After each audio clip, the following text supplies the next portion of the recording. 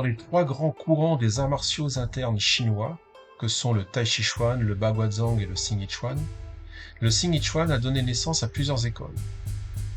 L'une des branches du Xing Yi Chuan s'appelle le Ziranmen, ou école naturelle, et elle est à l'origine de la lignée dont nous allons parler aujourd'hui.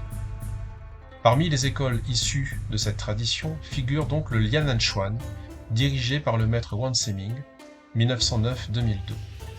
Lianan Chuan peut être traduit par point des engendrements circulaires.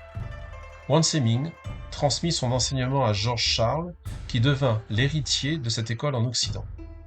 Soucieux de rendre les principes internes plus accessibles aux pratiquants occidentaux, Wang Seming encouragea Georges Charles à enseigner également certaines boxes externes. L'objectif était de fournir des bases corporelles permettant une meilleure compréhension de l'art interne. De cette démarche est né le San Yi Chuan, le point des trois harmonies.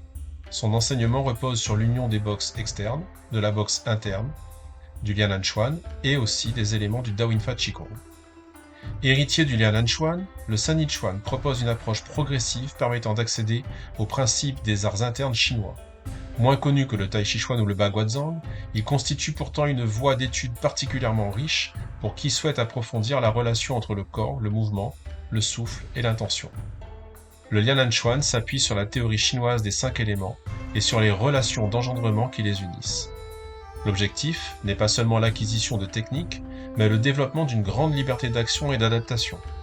Cette logique d'engendrement circulaire constitue l'une des particularités du Lianan Chuan. Elle offre également une grille de lecture, permettant de mieux comprendre de nombreux mouvements présents dans les arts martiaux chinois traditionnels. On retrouve ainsi, dans de nombreuses écoles, des enchaînements et des principes pouvant être mis en relation avec le cycle des 5 éléments, terre, métal, eau, bois et feu.